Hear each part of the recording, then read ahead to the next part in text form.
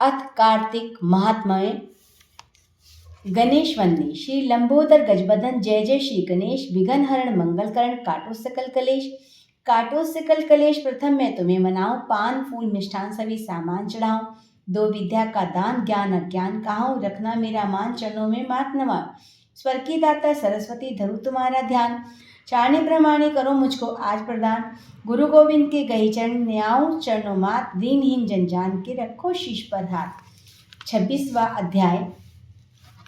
सूत जी कहने लगे, हे ऋषियों, भागीरथ के वंश में सूरदास नामक एक राजा था। उसके पुत्र का नाम मित्रसेन था, जो गुरु वशिष्ठ के श्रापवश राक्षस हो गया था। गंगा जल के प्रभाव से उसने भी परम पद प्राप्त किया। तब ऋषियों ने पूछा, हे सूत जी, गुरु वशिष्ठ जी से मित्रसेन किस कारण श्राप दिया? कृपा करके कथा विस्तार पूर्वक सुनाए।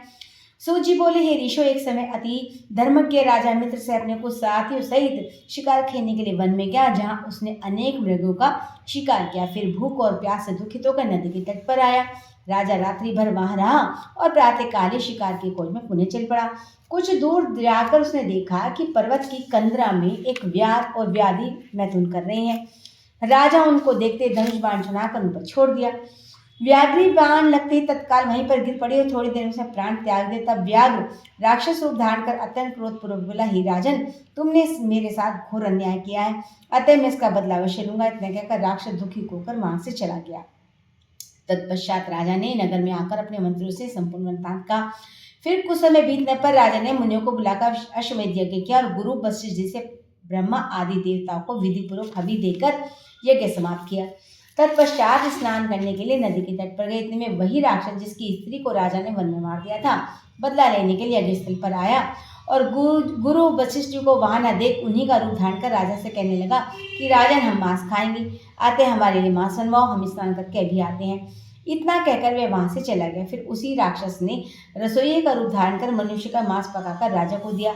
जब वास्तविक गुरु वशिष्ठ जी स्नान करके वापस आए तो राजा ने सोने के थाल में सजा हुआ मांस मिश्रित भोजन उनके आगे परोस दिया।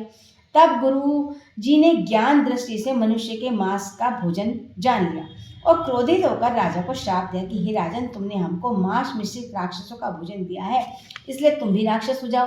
तब राजा ने कहा, हे गुरुदेव, आपकी आज्ञा से ऐसा भोजन बनवाया गया है। राजा की ये बात सुनकर गुरु वशिष्ठ ने ध्यान धरकर देखा और राक्षस द्वारा चले जाने पर संपूर्ण वृत्तांत राजा को बताया। तब राजा में निरपराध श्राप दिए जाने के कारण अंजलि में जल लेकर उन्हें श्राप देने को उद्यत हुआ। ठीक उसी समय उसी रानी दमयंती आकर कहने लगी कि आप क्षत्रिय के पुत्र हैं, तक क्रोध का परित्याग करें और जो भोग आपके भाग्य में से भोगिए। जो मनुष्य अपने गुरु से हुंकार हुंकार करता है, वह वन में जाकर ब्रह्म राक्षस होता है।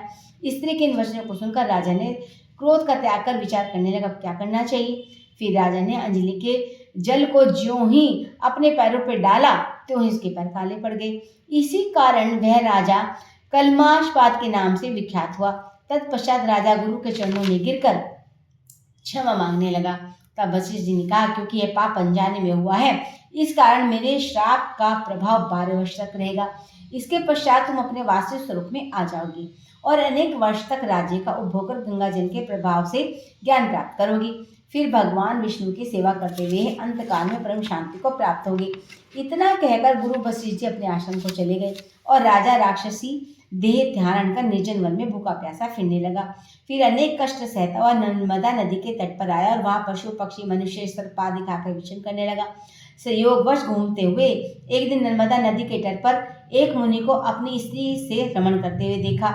भूख से पीड़ित होने पर जैसे व्याघ्र मर्द को पकड़ लेता, उसी प्रकार उसने मुनि को पकड़ लिया।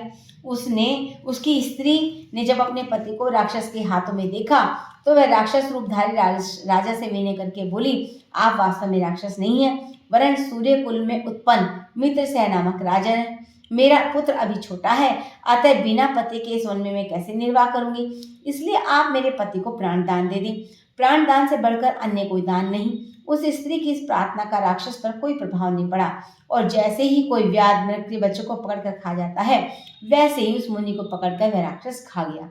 तब मुनि की स्त्री ने उसे श्राप देते हुए कहा कि तुमने मैथुन करते मेरे पति को मारा है, इस कारण जब भी तुम मैथुन करोगे मृत्यु को प्राप्त हो जाओगे, पुण्य राक्षस योनि को प्राप्त होगे। यह 2 श्राप एक साथ सुनकर राक्षस देहधारी राजा भी क्रोधित होकर बोला, हे दुष्टे, एक अपराध के बदले तुमने 2 श्राप दिए, इसलिए तुम भी पिशाचिनी बनकर इस वन में फिरोगी। इसके पश्चात वह स्त्री पिशाचिनी हो गई और भूख प्यास से व्याकुल होकर इधर उधर फिरने लगी। अतः 27वां अध्याय। सूजी कहने लगे, हे ऋषि, इस प्रकार वे राक्षस और पिशाचिनी दोनों घूमते घूमते नर्मदा नदी के तट से वृक्ष के नीचे आ गए। उस वट वृक्ष पर गुरु निंदक एक ब्रह्म राक्षस रहता था। उन दोनों को देखकर वे राक्षस कहने लगा, अरे तुम कौन हो और किस पाप के कारण दशा को प्राप्त हुए? तब राक्षस रूपी धारी राजा ने अपना और पिशाचिनी का संपूर्ण वृत्तांत सुनाया। अब आप भी अपना वृत्तांत सुनाइए, क्योंकि आज से हम आपसे मित्र हो गए, अतः मित्र से कुछ भी छिपाना नहीं चाहिए। तब ब्रह्म राक्षस कहने लगा, हे मित्र, मगध देश में बहुत समय प्रवीण सोमदत्त नामक बाला ब्राह्मण था। मैंने अपने को बड़ा भारी विद्वान मानकर अभिमानवश उसका गुरु का अपमान किया। बस उसी पाप के कारण मैं इस योनि को प्राप्त हुआ। इस जन्म में भूख से पीड़ित होकर मैंने अनेक ब्राह्मण खा डाले। गुरु का अपमान करने से निश्चय ब्रह्म राक्षस की योनि प्राप्त होती है। यह बात मैंने भली प्रकार जान ली। तब कलमाशपाद ने पूछा, हे मित्र, गुरु की कोटि में कौन कौन आते हैं, अर्थात गुरु की संज्ञा किन किन की मानी जाती है? तब ब्रह्म राक्षस ने कहा, वेदों को पढ़ाने वाला, सुनाने वाला, वेदों नीति के शास्त्र की व्याख्या करने वाला, वेदों के संदेह को दूर करने वाला, भय निवारण करने वाला, अन्नदाता, शिक्षक, शिक्षा देने वाले, बुरे कार्यों को रोकने वाला, बुरे कार्यों से रोकने वाला, पिता, ससुर, मामा, बड़ा भाई, गर्भ से मरण पर्यंत संस्कार कराने वाला तथा राजा इनकी गुरु संज्ञा है। अतः इन सबकी वंदना करनी चाहिए। है सुनकर पुनः कलमाशपाद ने पूछा, हे भाई, तुमने अनेक गुरु कहे, इनमें से कोई भी बड़ा भी है या सभी बराबर? सोमदत्त कहने लगा, हे मित्र, यद्यपि हम राक्षस हैं, साथ ही भूख प्यास से दुखित हैं, तथापि गुरु महिमा का वर्णन करने से कल्याण होता है, इसीलिए मैं इसका वर्णन करता हूँ। सब गुरु बराबर हैं। फिर भी संबंध में शास्त्रों का कथन सुनो। वेद तथा मंत्रों का उपदेश करने वाला, धर्मशास्त्र पुराणों के व्याख्या व उपदेश करता ही विशेष गुरु माने गए। इनमें से प्रमुख गुरु वह है जो देव पूजन करावे, देव पूजा का फल बतावे, गुप्त मंत्र का उपदेश दे। हमने धर्म, अर्थ, काम और मोक्ष देने वाले सभी पुराण गौतम ऋषि से सुने हैं। एक समय मैं शिव जी का पूजन कर रहा था कि उसी समय गौतम जी वहां आ गए। मैं पूजा करने लगा, मैंने खड़े होकर उनको प्रणाम नहीं किया। तब शिव जी ने गुरु का अपमान करने के कारण मुझे ब्रह्म राक्षस बना दिया। सूत जी कहते हैं, हे ऋषियों, इस प्रकार गुरु महिमा का वर्णन करने सुनने से उनके पाप नष्ट हो जाते हैं। ठीक उसी समय उन्होंने कुछ दूर गर्ग मुनि को आते देखा तो पिशाचिनी तथा दोनों राक्षस ने उन्हें अपना भोजन जान दोनों हाथ उठाकर उनकी ओर भागे, परंतु गर्ग मुनि के कहे हुए वचनों को याद करके उनके समीप न जाकर पिशाचिनी दूर से ही कहने लगी, हे महात्मन, आपको नमस्कार है। हमने कितने ही ब्राह्मण खा डाले, परंतु महादेव जी का नाम स्मरण करने के कारण आप सुरक्षित हैं। तब गर्ग मुनि ने तुलसी युक्त जल से उनका अभिषेक किया और उस जल का स्पर्श होते ही राक्षस योनि से मुक्त होकर देव स्वरूप हो गए। पुत्र युक्त ब्राह्मणी और सोमदत्त विष्णु रूप अर्थात शंख, चक्र, गदा, पद्मधारी मगर की मुनि स्तुति करने के बाद विष्णु लोक को चले गए। तब राजा कलमाशपाद ने अपने रूप को प्राप्त को सोच में पड़ गया। उसको इस प्रकार शोक में निमग्न देख गुप्त रूप सरस्वती बोली, हे राजन, तुम किस प्रकार की चिंता मत करो। राज सुख भोगने के अंत में तुम्हें विष्णु लोक की प्राप्ति होगी। इन वचनों को सुनकर राजा कलमाशपाद अत्यंत हर्षित हुआ। तत्पश्चात अपने गुरु का स्मरण किया और गर्ग मुनि को प्रणाम करके श्री गंगा जी की स्तुति की। फिर विष्णु जी का स्मरण करता हुआ काशी को चला गया। वहां 6 मास तक काशी जी, गंगा और विश्वनाथ महादेव के दर्शन करके आनंद को प्राप्त हुआ। इसके बाद प्रसन्नता पूर्वक वह राज्य में आया। तब गुरु जी ने उसका तिलक किया। इसके पश्चात अनेक भोगों को भोगकर अंतकाल में मोक्ष को प्राप्त हुआ। सूत जी ने ऋषि से कहते हैं कि इसमें आश्चर्य की कोई बात नहीं। भगवान का गुणगान करने तथा काशी का सेवन करने से मनुष्य को निश्चय मोक्ष की प्राप्ति होती है। गंगा के स्नान मात्र से करोड़ जन के पाप दूर हो जाते हैं। 28वां अध्याय। इतनी कथा सुनने के बाद ऋषियों ने कहा, हे सूत जी, अब कार्तिक शुक्ल अष्टमी जिसे गोपाष्टमी कहते हैं उनका महात्म्य सुनाए, कृपा करें। सूत जी बोले, हे ऋषियों, बाल्यावस्था में भगवान कृष्ण बड़े बछड़े चढ़ाया करते थे। कार्तिक शुक्ला अष्टमी से उन्होंने गाय चराना प्रारंभ किया।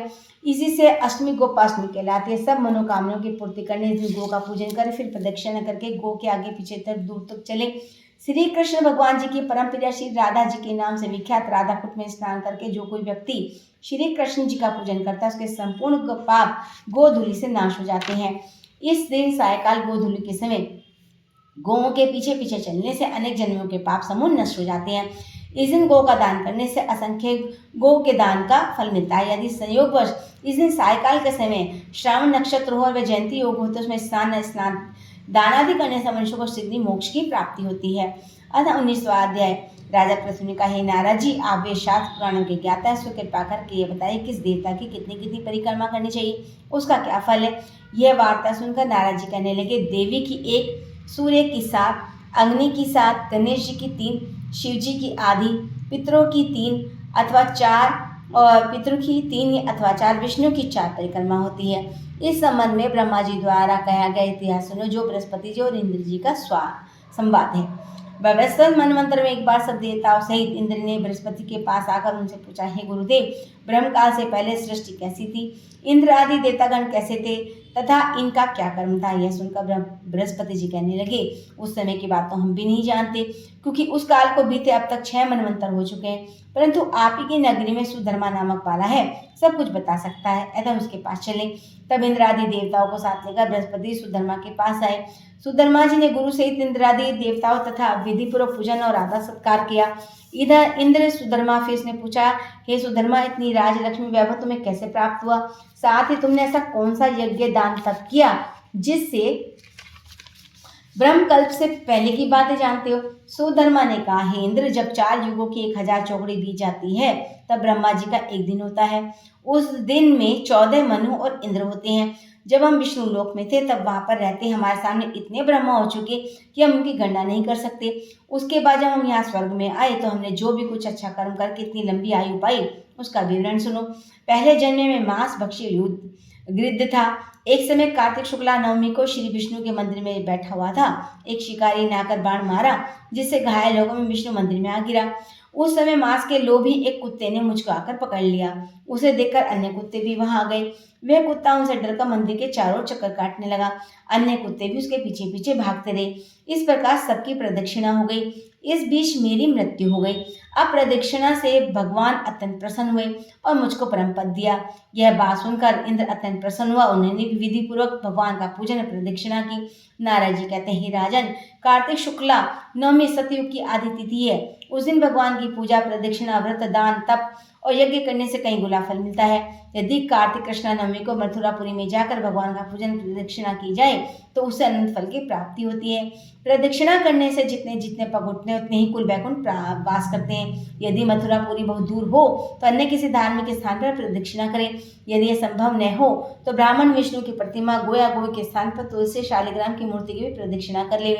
समुद्र सहित संपूर्ण पृथ्वी की परिक्रमा करने से जो फल प्राप्त होता है वह तुलसी और शालिग्राम की प्रदक्षिणा करने से प्राप्त हो जाता है। कार्तिक शुक्ल पक्ष की नवमी को गो, ब्राह्मण, देव, मंदिर, तुलसी वन, साधु, वैरागी, परमहंस, गृहस्थ, वेद, उपवेद, पुराण ये सब ग्राम में ही निवास करते हैं। इसलिए ग्राम की प्रदक्षिणा करनी हो तो प्रातः काल उठकर शौच निस्तारी नित्य कर्म से निवृत्त हो कमंडल हाथ में लेकर ओम नमो भगवते वासुदेवाय मंत्र का जाप करते हुए सूर्य उदय से पहले आरंभ करें। ब्राह्मण, देवी स्थान, तुलसी, शालिग्राम की मूर्ति की परिक्रमा सूर्योदय के बाद भी कर सकते हैं। अतः 30वां अध्याय। राजा पृथु ने पूछा, हे नारद जी, भीष्म पंचक व्रत जो कि भगवान को अत्यंत प्रिय है किस कारण प्रसिद्ध हुआ। तब नारद जी ने कहा, हे राजन, यह व्रत अनादिकाल से परंतु बीच में लुप्त हो गया। अब फिर ये कैसे प्रसिद्ध हुआ सो कथा सुनो। श्री कृष्ण जी ने भीष्म जी को यह व्रत बताया तो उन्होंने ही सर्वप्रथम इसे किया।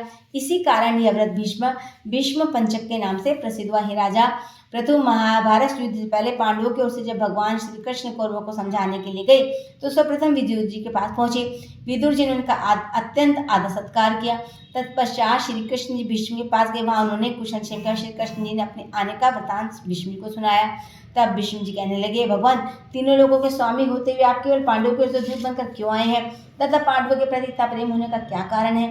तीनों लोग आपके वश में। पांडवों ने ऐसा कौन सा व्रत तप यज्ञ किया, उनके पास ऐसा क्या वशीकरण है जिनके कारण आप उनके वश में हो गए। तब श्री कृष्ण जी ने मुस्कुराकर कहा, हे गंगा पुत्र, यद्यपि यह वार्ता अत्यंत गुप्त है तथापि इस समय तुमसे कहता हूँ। दरअसल उन्होंने ऐसा व्रत किया जो मुझको अत्यंत प्रिय है, इसी कारण मैं उनके वशीभूत। अब तुम उसका वृत्तांत सुनो। प्राचीन काल में उज्जैन नामक नगरी में कवि, शुचि, दंत और हंस नामक 5 ब्राह्मण रहते थे। वे सभी वेदों के ज्ञाता, युवा, रूपवान, गंधर्व विद्या में निपुण थे। वे सभी दिशाओं में भ्रमण करके अपनी ज्ञान विद्या द्वारा पर्याप्त धन प्राप्त किया करते थे। एक बार वे मथुरापुरी में सुबीर नामक राजा के दरबार में पहुंचे। संगीत कला में निपुण होने के कारण राजसभा में का प्रदर्शन करने की इच्छा व्यक्त की। वे 4 दिन तक उपवास परम पवित्र यमुना जी में स्नान करते थे। फिर उन्होंने किसी से राजा का संपूर्ण वृत्तांत सुना। उसने बताया कि राजा की कादम्बरी नामक अत्यंत सुंदर भूपत्नी है। वह संगीत विद्या में निपुण, मधुरकंठी, नृत्य में अत्यंत प्रवीण, रूप लावण्य योग में अद्वितीय है। वह प्रतिदिन राजा के सम्मुख एकांत में नृत्य और गायन करती है। यह सुनकर वे पांचों तक ऐसे स्थान पर जाकर खड़े हो गए जहाँ से कादम्बरी के नृत्य तार शब्द सुनाई पड़ता था। फिर राजा के आने जाने वालों के समीप जाकर कहने लगे, बड़े दुख की बात है कि आपके राजा के पास नृत्य कला का जानने वाला कोई नहीं। वीणा के तार बराबर नहीं तो तार ढीले हैं, बाजे पर नृत्य भी शुद्ध नहीं। यह बात किसने राजा से जाकर कह दी। राजा ने जहाँ पर कादम्बरी का नृत्य हो रहा था उन पांचों को बुलाया। वहां पहुंचकर उन्होंने राजा को आशीर्वाद दिया और बैठ गए। कादम्बरी ने उनको संगीत विद्या में अति निपुण जानकर विषय नृत्य किया। जब उसने चक्र में ताल दिया तो उन ब्राह्मणों ने उसको रोक दिया। उसने चक्र छोड़ तथा योग्य ताल दिया मगर चक्र खंडित नहीं किया। कादम्बरी के इस गुण और रूप माधुरी को देखकर पांचों उस पर मोहित हो गए। कादम्बरी भी उन पांचों को देखकर मोहित हो गई।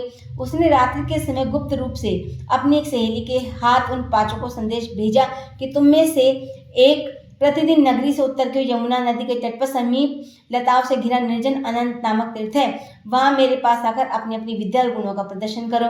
उस समय मैं भी अपनी वीणा और राग का कौशल दिखाऊंगी। भगवान कहते हैं, विष्णु जी, एक ब्रह्मचारी जो मेरा भक्ता दुष्ट संगति से बचने के लिए गांव से अत्यंत दूर रहता था, उन दिनों वह भी भीष्म पंचक व्रत करके दिवाली में मेरा पूजन किया करता था। कार्तिक शुक्ल एकादशी के दिन उन संगीतज्ञ ब्राह्मणों में से कवि नामक ब्राह्मण भी उस दिवाली में आया। कादम्बरी भी वहां पहुंच गई। वहां मेरे भक्त ने जिस प्रकार पूजन किया, कवि नामक ब्राह्मण ने भी वैसा किया। उसके बाद वीणा लेकर गायन प्रारंभ किया। मेरा भक्त क्योंकि अपने मन पर विजय प्राप्त कर चुका था, इस कारण गायन सुनकर उसे क्रोध नहीं आया। कादम्बरी और कवि समस्त रात्रि गायन नृत्य करते रहे। प्रातःकाल मुनि को गोबर का आचमन करते देखकर कवि ने वैसा किया। इसके बाद कादम्बरी अपने महल चली गई। मुनि की संगति के कारण कवि के समस्त पाप दूर हो गए। अंततः द्वादश के दिन वह समस्त द्रव्य ध्यान करके विरक्त हो गया। दूसरे दिन सूची आया। उसने भी रात्रि भर कादम्बरी के साथ नृत्य गायन किया। मुनि की भांति पूजन करके गोमूत्र का आचमन किया। प्रातःकाल वह अपना द्रव्यादि निदान करके विरक्त हो गया। उसने भी निश्चय किया कि जिस प्रकार कादम्बरी के नृत्य गायन में रूप को देखकर मुनि का मन चलायमान नहीं हुआ, उसी प्रकार मुझे भी अपने मन को वश में करना चाहिए। तीसरे दिन त्रियोदशी को दृढ़ नामक ब्राह्मण कादम्बरी से मिलने आया और समस्त रात्रि नृत्य गायन के बाद मुनि की भांति उसने गोधूक का आचमन किया और विरक्त हो गया। चतुर्दशी के दिन महादंत नामक ब्राह्मण आया और पूर्ववती बंधुओं के समान कादम्बरी के साथ रात्रि नृत्य गायन करके मुनि से बचे घी का पान करके मन शुद्ध हो जाने के विरक्त हो गया। और सबसे अंत में अर्थात पूर्णिमा को हंस नामक ब्राह्मण ने आकर मुनि को प्रणाम किया और यमुना जी में स्नान करके आंवले के वृक्ष के नीचे श्राद्ध कर्म किया। भगवान कहते हैं, विष्णु जी, कार्तिक मास में हमारा पूजन दान पुण्य करने से करोड़ों यज्ञों के समान फल प्राप्त होता है। अतः हंस नामक ब्राह्मण सत्संग पूजन मुनि के बचे देह का पान करके विरक्त हो गया और अपना समस्त धन आदि दान देकर तीर्थ यात्रा को चला गया। उधर राजा ने नित्य प्रति रात्रि में कादम्बरी के मंदिर में जाने का समाचार पाकर उसे महल में बंद कर दिया, जिससे वह मंदिर न जा सकी। कार्तिक मास में हमारे सामने नृत्य गायन करने के कारण वही कादम्बरी अगले जन्म में द्रौपदी हुई तथा हंस नामक ब्राह्मण आंवले के वृक्ष के नीचे श्राद्ध करने से युधिष्ठिर हुआ। एकादशी के जागरण के कारण कवि अर्जुन, सूची, सहदेव और दंत, नकुल तथा दृढ़ नामक वाला ब्राह्मण पराक्रमी भीम हुआ। एकादशी के जागरण के कारण कवि अर्जुन और सूची, सहदेव और दंत, नकुल और दृढ़ नामक ब्राह्मण पराक्रमी भीम हुआ। हे विष्णु जी, वसुतः इस व्रत के कारण मैं पांडवों के वशीभूत हूँ। तुम्हारे द्वारा आरंभ किए जाने के कारण यह व्रत भीष्म पंचक व्रत के नाम से लोक में प्रसिद्ध होगा। इस व्रत की समाप्ति पर ब्राह्मणों को भोजन तथा शक्ति दान दक्षिणा देनी चाहिए। इति 30वां अध्याय समापन। ओम नमो भगवते वासुदेवाय नमः। ओम नमो भगवते वासुदेवाय नमः। ओम नमो भगवते वासुदेवाय नमः। इति 30वां अध्याय समापन।